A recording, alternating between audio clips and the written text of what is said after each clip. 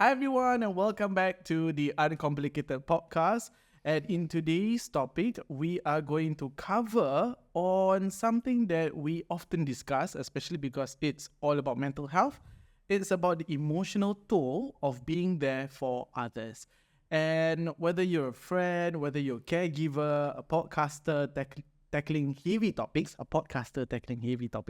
it can sometimes feel overwhelming. Yes, that's right, Aaron. And we are thrilled to have the creators of Outside In with us today. So excited. And their podcasts have been a source of comfort and guidance for so many. And we will hear how they have their journey and how it has not been without its challenges as well. So let us all welcome Outside In. Hi. Hey, what do you call your listeners? Give a clap. Oh yeah. The Uncomplicated gang. The Uncomplicated gang.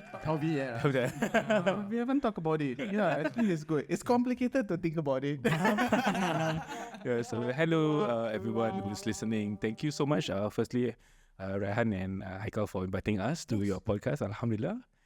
We are very happy. We're very happy to be here. That's for sure. I have to say, it's the first time that I'm nervous on the podcast. I know. Right? I'm nervous. It's like you go to chef tu Chef Bob. Katakanlah you go to Chef Bob's house and then after that say, hey, chef, makan lah, saya pay makanan. It feels like it.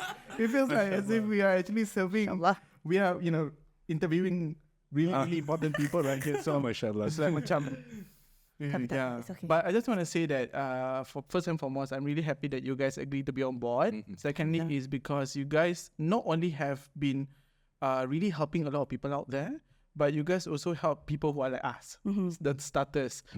They have been really kind enough to share how to do this, how to do that, how to get on board, and what to get, equipments and all that stuff. So, and if you guys notice also, I don't know whether you guys notice, but after our episode, I actually put a link outside in. So after our episode, it goes to them. Oh, mashallah. Alhamdulillah. Thank you so much for that. Maka. A heart of gold, a good friend. Alhamdulillah. Alhamdulillah. Okay, so Ryan, are we starting with a game? let's go. Oh, Okay. yes. I love games. So we're gonna start with a game. Oh. We can give you whiteboards. We have whiteboard. Yep. So we also have markers. I have one marker just now. Oh, that's over there. Oh no. For us, hand long enough. We've been testing for us. No, right. What in the world? I took a lot of effort to find that marker, and then now the marker is there. Last it was on the sofa just now. Then I was like thinking, what was the marker doing on the sofa? I was like, let's put it on the table lah. You itchy and you. It's so mean lah. It's so mean. That's why I don't know. I have something for you guys also after this. Oh, okay. But I told my wife I had to take it out early because I will forget. It's a bit embarrassing, right? To be honest. Okay. Anyway, let me just give you guys markers. This is so cool. Yeah. I like it. Okay. Right. We're gonna start with a game. It's a yes or no game. So we will be asking you questions, and then you just have to write down the answers over to it. Okay? Okay. Okay, so question 1. Have you ever pretended to be okay when you were not? Oh, yes or no? Is it? Yeah, yes or no. We're gonna show the camera. How do you show the camera? In 3, 2, 1. How about you? Oh no. All the time. Oh no. Including now? Well, if you know, you know. Okay, we understand. Okay. Well, all answer yes. Interesting. Yeah, but I think it's a common trait. Kencana. Okay, next question. Do you believe that sharing your struggles makes you stronger? Sharing struggles make you stronger. Whether share it with your friends, your families. Nak kena yes or no ah? Yeah. The explanation will be later, is it? Farah seems to be thinking. Okay. Ready? And let's go. Okay. So yes. Where's for Farah? Is it for Farah? Okay. Why Farah? Why? Oh, I have to answer that. Okay, Done. push it later. Yes. Okay, third one. Have you ever felt emotionally drained after listening to someone else's pain? Why am I giving the sigh? Okay, ready? 3, 2, 1. Okay, so yes for all. Okay, yes. Okay, your I think not bad lah. Usually macam cakap ayam. Juga air sangat. Sorry. Pretend to be okay. Pretend to be okay. All right, that's the end of the game. Thank you so much. All right. Now, I know actually most of us have very similar answers, except for the part where you, for Farah, Okay. mentioned that sharing struggles may not make you stronger. Why do you say so, Farah? I think it's solely because of my personality lah. I'm not one to share a lot. Before I met him, I don't share my problems to anybody. Oh. Except for my mum. Kalau I really feel like I cannot handle it, I need advice, then I will go to them. But even my sisters, even my close friends, I don't really talk about my problems. I kind of, deal with Keep it to alone yourself. lah. Oh, I Yeah. see. So, but I don't necessarily think it's not healthy or whatever to share your problems. Just that I had to learn macam cakap, who to trust. Oh, okay. Yeah, and I have been up until I was a young woman, like starting womanhood and all. Right, I didn't really have. I was very sheltered, I would say, by my family. So if I go through challenges or whatever, I wouldn't really seek help outside, like my friends or whatever. So I'm very much reserved in that way lah.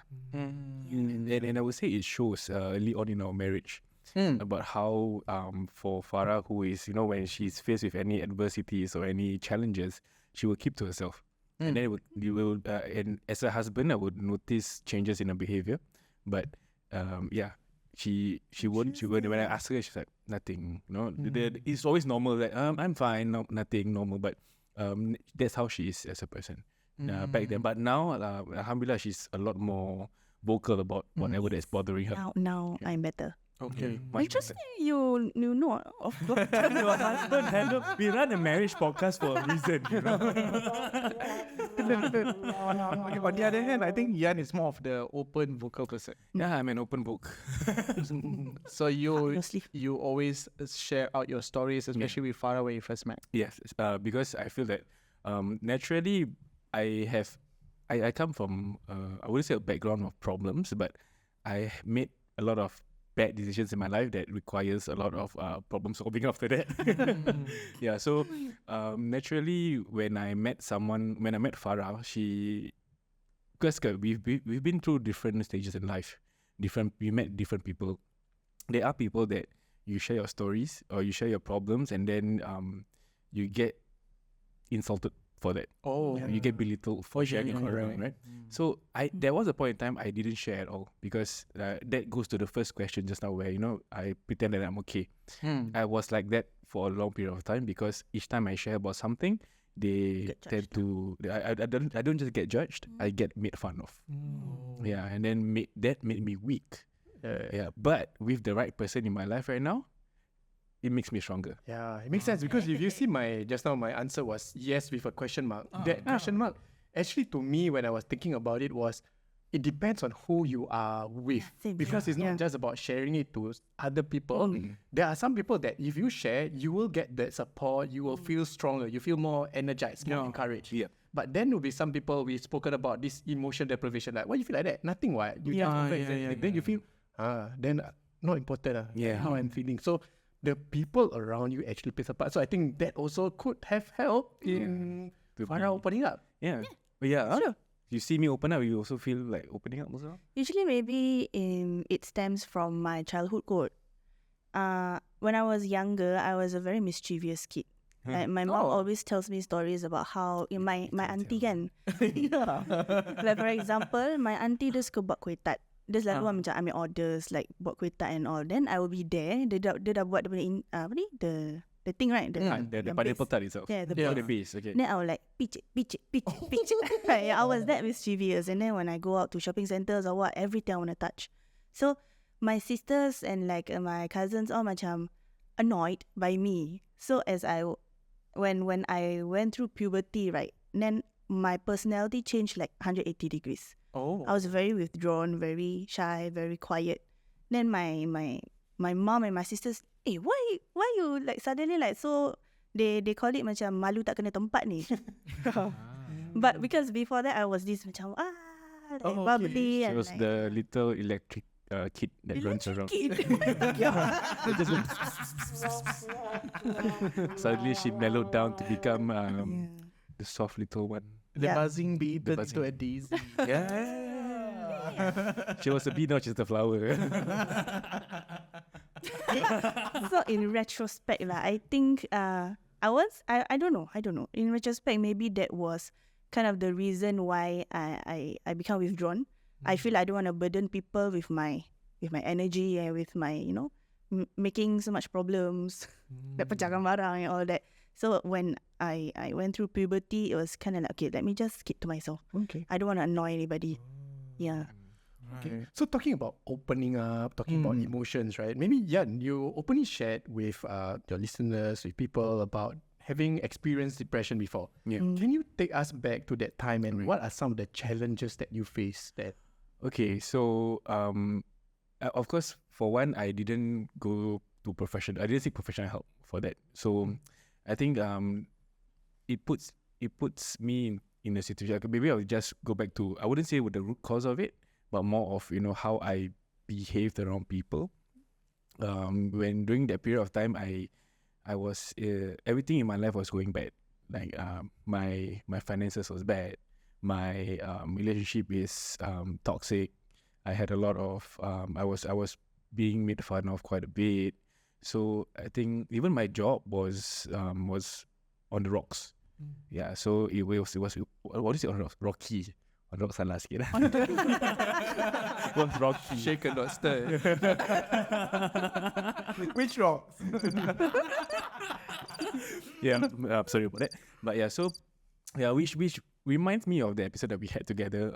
Previously, about the normal behavior in situation, abnormal situation. Things like that. Oh, they remember. Oh yes. So Forever in my brain now. I tried to like look back at that time. So I pretty much understand even more about the period that I went through, to a point that I almost took my life and things like that, right? So I like the first question earlier on about how do I react around people, whether I'm okay. I'm always okay. People make fun of me, I will laugh along with them. People even if it's toxic and things that are hurting me from the inside, I will just pretend that it's okay. And then I will just, when everything is done, when all the energy goes down, when I'm alone in my bed, I just cuddle. I'll just like crawl into a little ball and then I just break down like on a constant basis. And I don't know whether it's because it seems funny now that I'm talking about it, but there was a period where my favorite lead singer, Chester Bennington of Linkin Park, he died. So I woke up and I cried like as though I lost someone that I love. It's like he's just a singer, but I cried to a point that I was wailing. I said I don't know why I'm reacting that way.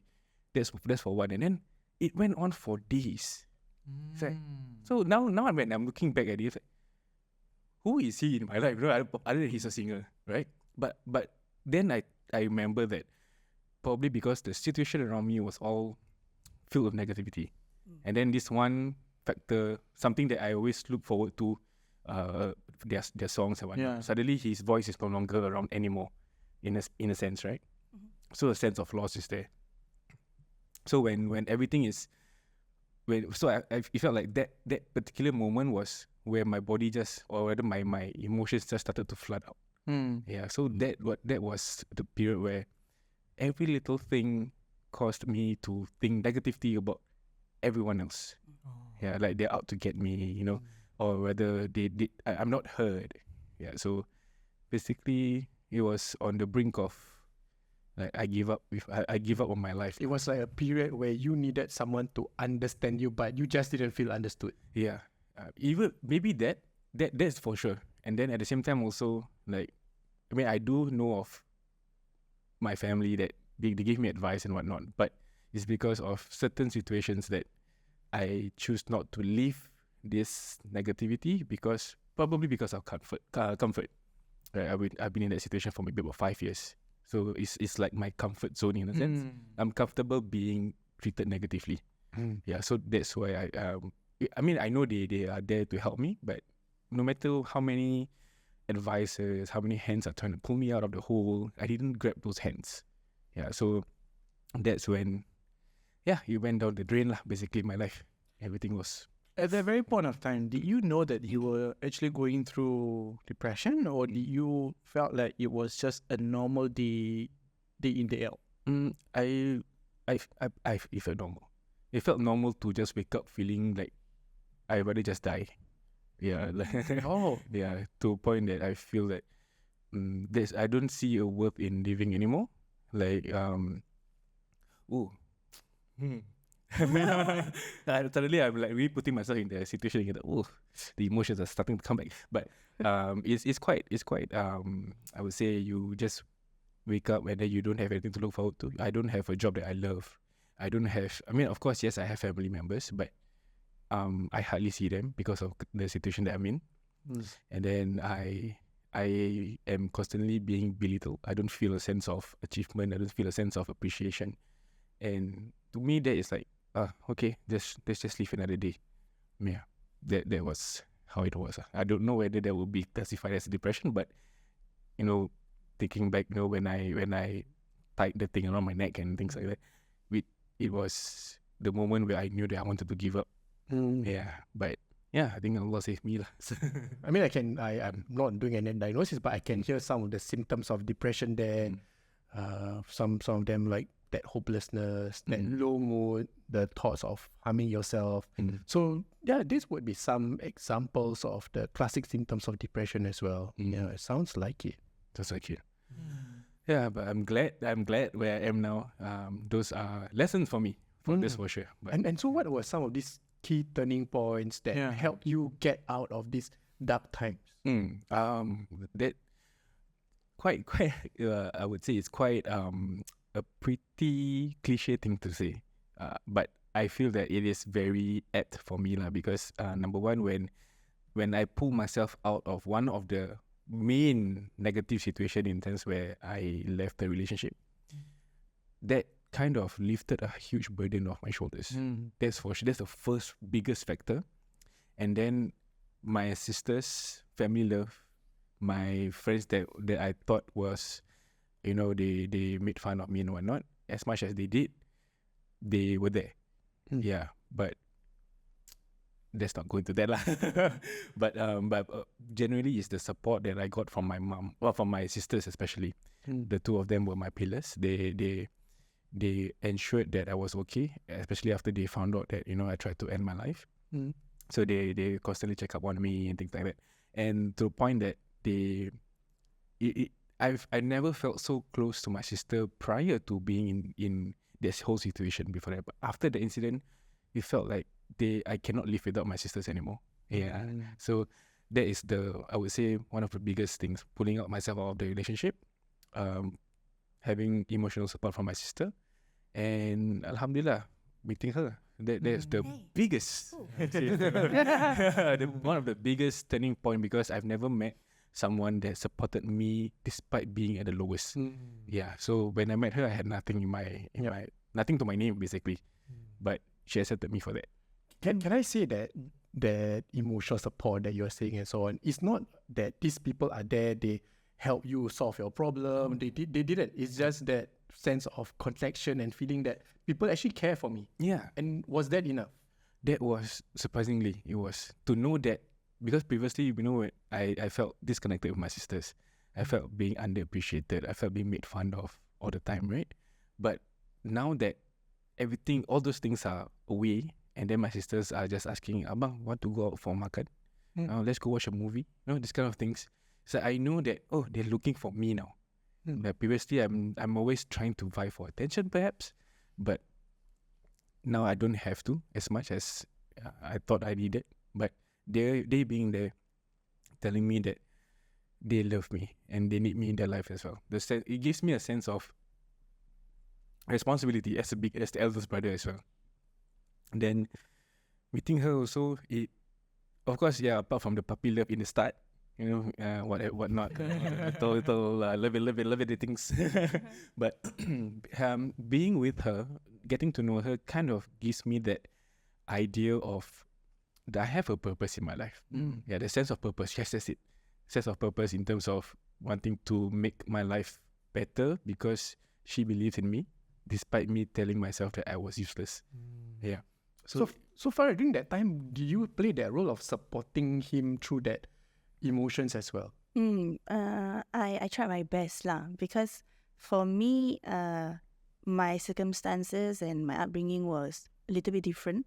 I felt like I have that family support and like healthy relationships with my family. So I felt that I at least have that to hold on to. So it's natural in me to just pour out love to him and try my best to reassure that, you know, by being with me, inshallah, we can achieve that, you know, happiness and like lightness and calmness, peacefulness. Because before that, the relationship he was in was very chaotic. So it was kind of hard for him to see that it was possible. So I took a little bit of time lah, like, you know, being patient with him and showing support. But yeah, it was quite scary for me also because I didn't really know how to handle. Yeah. Do you remember certain periods of time that made you feel this way? I did the host, right? I wanted to know. I think so. But the thing about me is I'm very bad at recalling memories, but I know for sure there are moments where I felt stuck.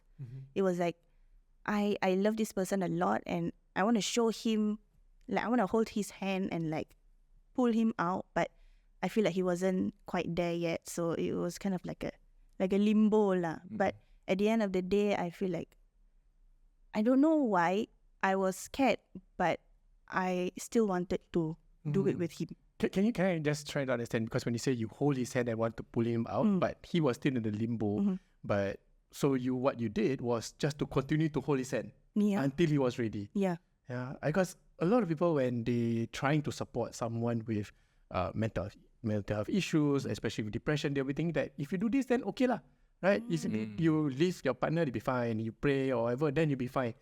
That's very problem solving. And as we have shared previously as well, one of the core needs that we have is connection.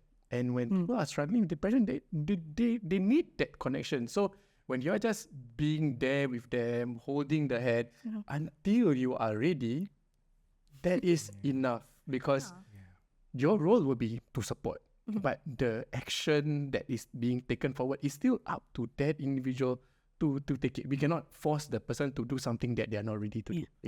Yeah, I wanted to add on. I think you mentioned about your sister. I think your sister, when she stepped in and then showing that she cares, bringing you out and all that. Even though technically it's not really solving the issue, but she being there, spend more time with you, it helps as well. So it's the connection that you have with your sister that also help you to feel that, hey, somebody cares about me. Yeah, I think I would say that, you know, when I got married, my wedding day, my sister cried. Like usually, you know, parents always cry on the wedding day and whatnot, right? But this time when I saw my sister crying, I'm like, oh, no, don't cry, because I'm going to make me cry. But yeah, that's how much it means to me to have my sister back in my life, knowing that I shunned her away for whatever reasons that was around lah. Maybe one what is that called? Incident. One incident that made me feel macam it was a bit hard, right? Was he actually got cold feet a few months before getting married. Oh, okay. And because we have had macam arguments lah, like it was personal lah, but like we had arguments back and forth. Like we just can't see eye to eye. So the moment I realized that, because I had a talk with my sister and she kind of opened my eyes a bit, it took a lot for me to approach her and ask for advice, because again, I don't share my problems, right? So, but I think that was the best thing I could have ever done, because what she said made me understood that what he needs in that moment is just to be understood and to be appreciated. Yeah, because My Jen 5 bintang kembali lagi. Khidmat pasangan suami isteri SQ Rauda memang bagus. Memenangi banyak anugerah Propnex, urus niaga HDB terbaik, penyenarai eksklusif terbaik, penerima anugerah Platinum. Hubungi ejen 5 bintang SQ Rauda dan partner. my who I was like 4-5 years ago, right? I macam I put myself above him, if that makes sense. It's kind of because he has depression, he has a rough upbringing and things like that. So I wanna make him a better man, and I want to do all those kind of things. So I fail to see all his efforts. I just see his flaws. So because of that, we keep fighting and fighting. Like things like macam, I stop smoking lah. Like don't do this, don't do that lah. Why you do this? Why you do that? So he feels berated. So my conversation with my sister made me realize lah that actually I have flaws too. I'm not perfect, right? So it made me appreciate him more. Like focus on the good instead of the bad. Yeah. So Yeah, and I got an Arsenal jersey because of that. because I was working. Yeah, she gifted me an Arsenal jersey out of the blue. Then she said, "Don't worry, we're gonna make this better." And then I'm like, what is this going? What's going on? But ever since that, I remember it was we met for dinner, and then to kind of hash things out a bit. Yeah, and that turned our relationship around to be even greater. I would say that was a huge turning point also. Yeah. Because at that point of time also he was, I think he was. Were you depressed at that point of No, time? I was probably that's of course nervous for sure. I mean, getting to marry. I mean, I had an almost marriage. That's for one. So being in such a situation before, I kind of got afraid of what if things are going to turn bad again. I went through it once. I don't want to go through it again. And then like she mentioned, there were situations that made me feel that what if I'm not going to be a good husband? Yeah, and things What like if that. I'm not good enough, right? What if I'm not good enough? What if I cannot commit anymore because I'm trying to play catch up all the time, right? So and then all those things kind of give traces of how I was before, about not being appreciated, not being made to listen, not being made to hear, my point of view and things like that. But that particular dinner that we had was, she showed me that she wants to make a change in our relationship on how our dynamic is supposed to be. And from then on, it felt like we started to hear each other rather than, you listen to me. Yeah, so, that was. I really like what you said, because it's again about that connection. It's not about fixing your partner. It's not I scared I'm not going to be a husband. You want to be a better husband, you do this lah, you do that lah, right? Then you're trying to fix your partner. It will just cause more stress. You will even cause them to have more negative thoughts or critical thoughts about themselves. So connect, like you are still important with me. I'm here for you, and we figure it out. So connect. If any one of you out there who has family members who need that support, be there for them. Do things that would remind them that they are important for you, and from there, that will give them the energy to make the changes in their life. Yeah. Now then, fast forward, you guys got married, and then you guys started off Outside In.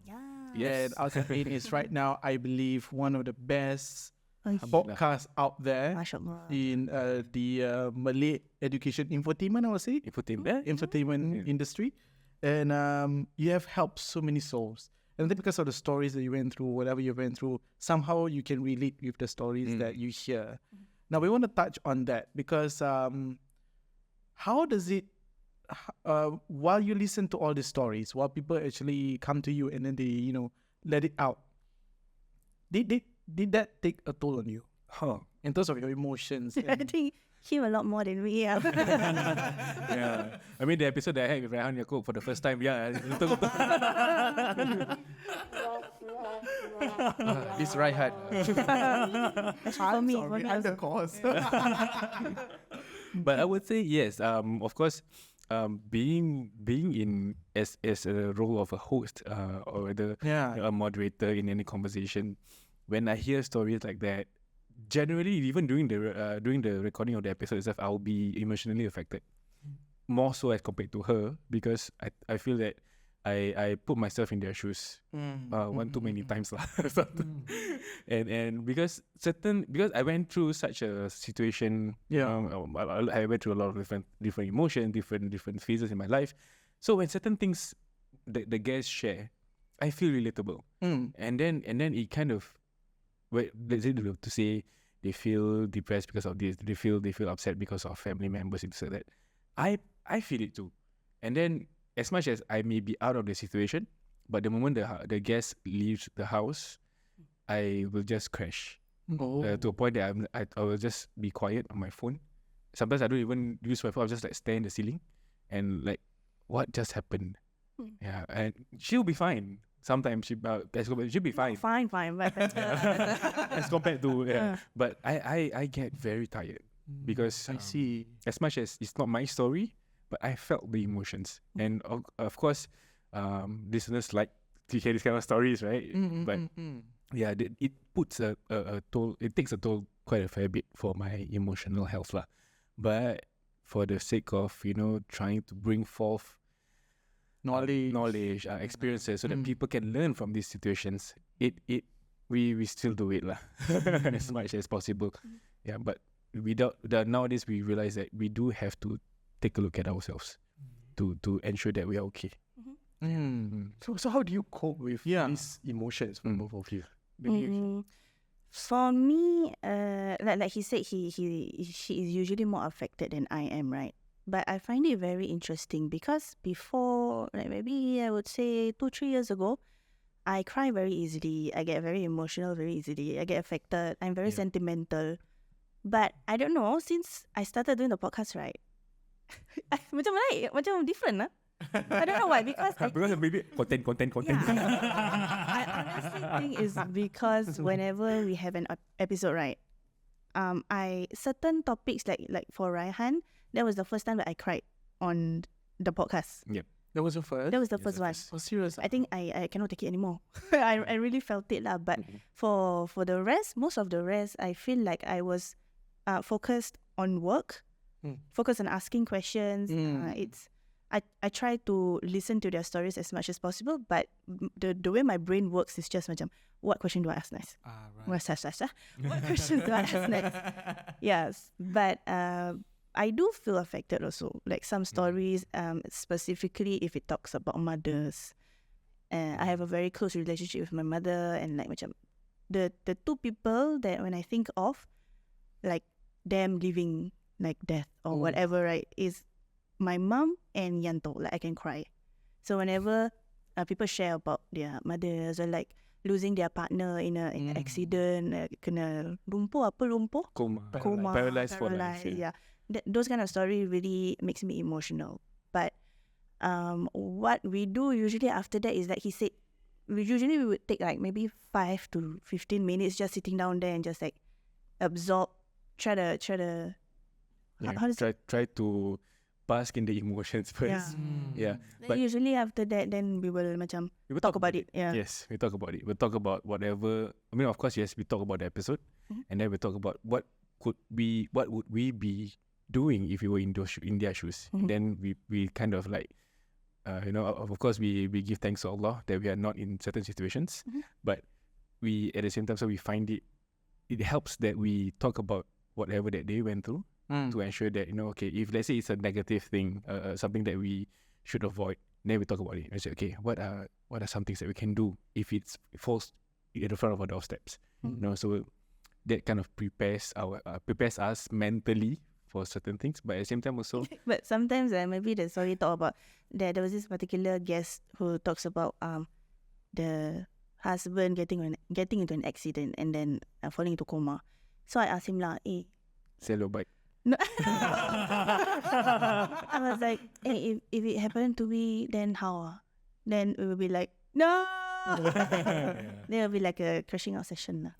Yeah. Right. We just take lessons out of those episodes and kind of like take it in a positive light lah. We, especially for me lah, I don't want macam to damper my emotions. I usually feel it for about maybe an hour max. Then after that, I'm like, okay, on to the next. So for you, it's easy for you to manage, but for you do have a bit of like the sponge effect that you absorb. Were there any episodes besides mine that made you go like, wow, this one really needs me time to really get back to? I lost count. So there were many. There were quite a few, especially when it comes to parents, and then losing, the one about losses, usually the ones that hit me the most. Because if I can cry when Chester Bennington died like that. Yeah, so I feel that when it comes to my emotions, right, I put myself, I try to tell myself that, okay, you are your emotions are valid. You feel this way because you have been in that situation before. You felt it before. So don't control what you can't control, because it's like it's a scar that we opened, you know. Like, and also it's a analogy that I had with my sisters, where, you know, when you puncture a hole once, and then the hole will just be seeping through water, for example. So it will, if you don't plug the hole, it will keep coming. But once in a while, the hole gets unplugged. So those are my emotions. That I already have a hole in my heart, for example, and then I already have that venue, the ease of me feeling the hurt, feeling the pain, and then so naturally this avenue of emotions keeps coming, and it's something that I'm used to it already. Yeah. Yeah, I like how this topic is going, because I think we didn't plan it, because at the start we were talking about being the one that supports someone going through, but now you being that listener, actually it takes away something from you as well. It takes a piece of you, and there may be certain situations or emotions when you are the one that is being the supporter or listening, it strikes a chord with you, because, well, you would be able to relate to it. Something, but if it's something that I don't understand, no, it's not that you don't care, but that you don't have that personal kind of experience, it doesn't take away that much. I agree. So as a psychologist, there are certain topics that I would be a bit more like affected. I have to say, my emotions that come out wouldn't be so much the sadness, but I will feel a bit angry. Because being why is things so unfair for you? And but I've seen my psychology. I know that, because they've been unfair to me before. And so I can relate. And then sometimes I feel that, hey, wow, very, very, very frustrating, because I have gone through that. And there are certain things which I may not relate as well, because I haven't gone through that. I can understand, okay, you are sad because of this, but because I haven't gone through that, maybe not as much. Yeah, but there are certain ones where I'll be, okay, I feel that emotions a bit more. Now for yourself, Haikal, because you see clients almost every day. So you mentioned about, sometimes you get angry and all that. How do you regulate that? Do you also have a, okay, this is just a client, it's just a profession. How do you handle that? So because of client confidentiality and so on, I cannot share with anybody. So the most, when I go back, my wife asks me, how's there? I'm like, it's a difficult day. No. But I cannot go like, today I saw this person, and this I can't do too much of that. Okay. So I have my own psychologist to do that, and I have enough experience to also regulate my emotions as well. So part of it is sometimes I'm aware that, okay, this person's behavior is causing me some feelings, be it anger, be it maybe sometimes sadness. Why? What is it about their story that resonates with me? And that will help as well. That's one. Second would be knowing my responsibility in the situation. Like how Farah said, my job is, what's the next question? Next question. So it's easier for you, because your role is not to cure or to figure out what the person's problem is and support it and solve it for them. So I know that this is my responsibility, and I keep it to that. And for me, I would sometimes have this, like how Tony Stark was here. We are avengers. We are not prevengers. Right? So I will go, I'm not a prevenger. If this thing happened to you, that wasn't within my control. Right? It happened to you, yes. Now my role is to support you, because sometimes like, wow, very poor thing, your mom do this to you. How can your mom do this to you? That's some I get the anger from.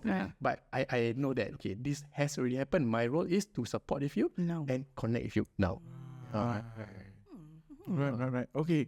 I have a question for the both of you. Because both of you plural. Both of you always listen to stories, meeting clients. Do you ever felt like as if you are the one who needs to be the one speaking out? No. Do you?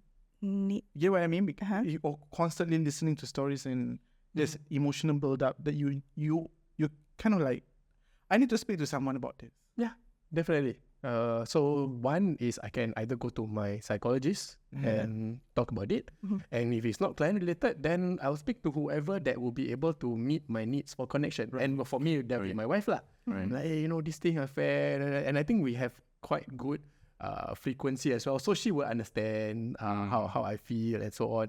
So that is helpful. So there would be that times where you feel that, okay, I do need to let it out, just to maybe sometimes just vent. Let it out. Yeah, but Okay.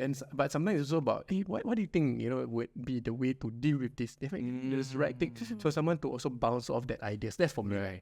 I think we do that as well, right? We talk about it and like ask each other hypothetical questions just to let it out of our system lah. Macam it's seeing the person sharing the story kan, macam like you say also, sometimes we feel macam, hey, what's this? Macam like, so I will show it during the episode lah. I will show it after. Mine is Yeah. because she edits the videos, right? So sometimes certain parts she cuts out because I was too expressive with my emotions. Especially there's one angry moment I remembered so vividly that I was ranting. He was directing to someone outside there. I'm like, no. Then she cut the whole thing out.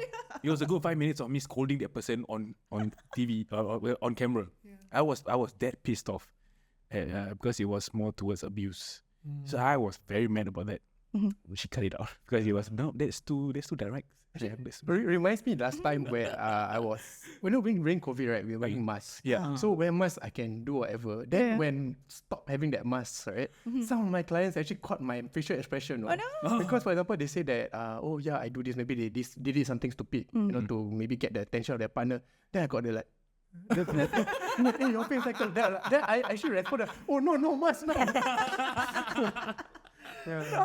Mask. But I was also kind of, when I have that, of course I have to repair that connection. But I think when you have that support, you are providing that support with people, that emotions would be there lah. With them.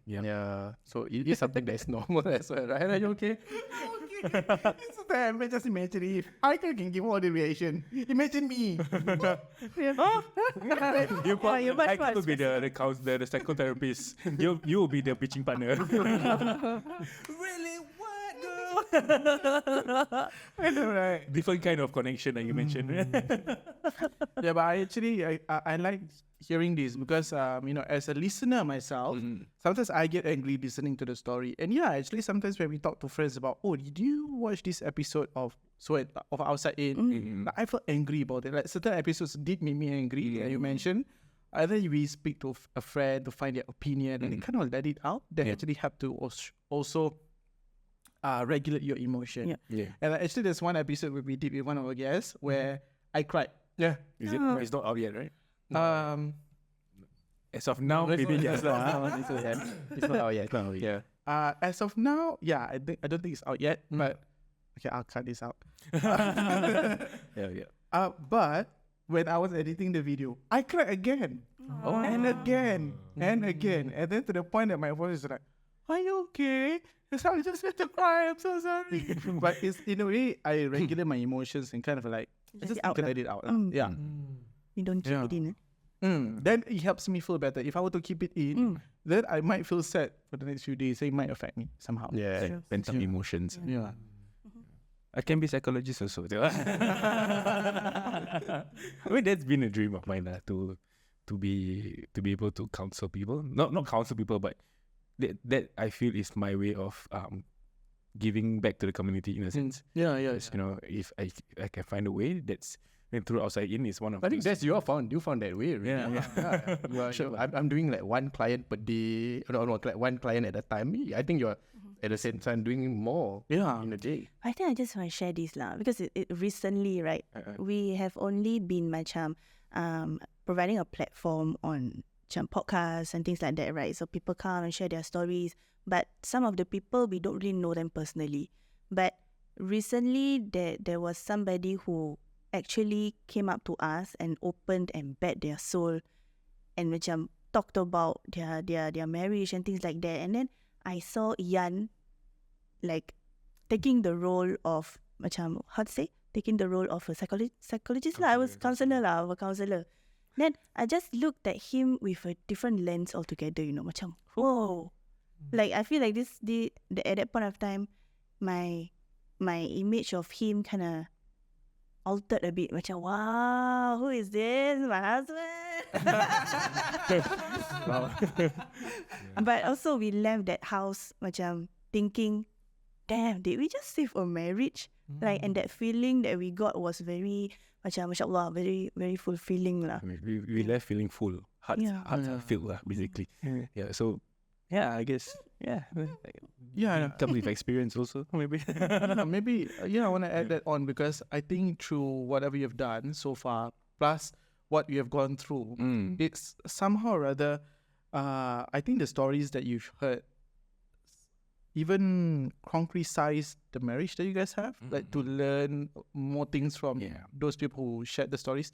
At the same time, when you share these stories to the people out there, it helps. And then they also feel that they're not alone. And then I think the connection is created somehow even through audio and video.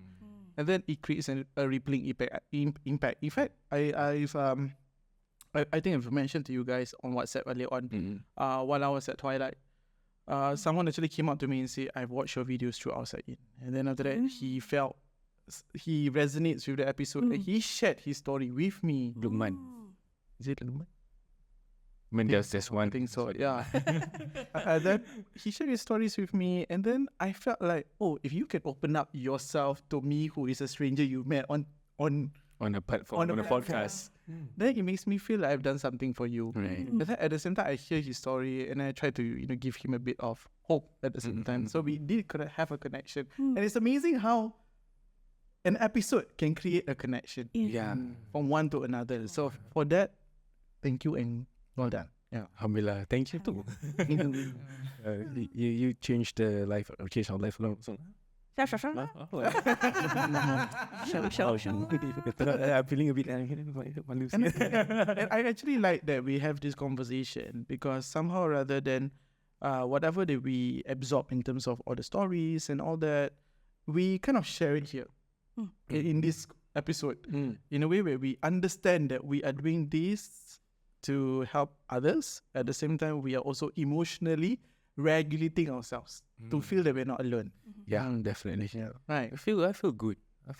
Because when you're there going through that struggles, it feels like, hey, I'm the only one having all this. But when you hear these stories from other people, like, oh, other people got this experience. Maybe not the same experience, but there are struggles that people go through as well. And it's not alone. And hopefully with some of the ideas, some of the steps that has been shared, people will be able to, okay lah, there's hope, there are ways that I can get out of this as well. And that's why we always invite people, not just because of whether they're celebrities or whether they have a status or whatever. We want to invite people that are going through what they're going through on a daily basis. That has a story. There's a story, because as much as they want to share for them to they want to voice out their feelings, it also gives us an opportunity to learn, even as husband, because we act as we are the listeners as well. So when we listen, we also add it to our marriage, and then if it benefits us, inshallah, it will benefit the listeners as well. From whatever that's being shared. So I think that this is one of the best, I would say, for the past 2 years now. I feel that our life has a purpose. Even our marriage, not just for each other, but also we have a purpose now. Without judging lah. Not just for us, not just for Allah, also for people who wants to seek solace in our voices. Great. Right. So Yan, Para, thank you so much. I think I enjoyed this episode because I feel like it's like a therapy to me. Hearing Haikal, hearing the both of you, and I just want to say that on behalf of all the Uncomplicated podcast listeners, and also on behalf of all the Outside In listeners, we want to thank you for all your hard work. But we also want to say for you both to take care of yourself, your emotional health, and we pray to Allah that you will always be under His guidance. Inshallah. Thank you for being here today. Thank you for inviting us. I love the episode also. Sorry if you overrun a bit lah. That's fine. Move it. Right. So to our listeners, remember, it's okay to actually provide support to other people, provide that connection with them. And sometimes if you need to rest and recharge yourself, it's okay. You don't have to neglect yourself when you are supporting other people as well. That's right. If this episode resonates with you or anyone else you know, please share with them. And we hope that this will help them somehow. But before that, of course, we will continue next week with more insights on growth and self-help. But don't forget to uncomplicate The complicated. Bye.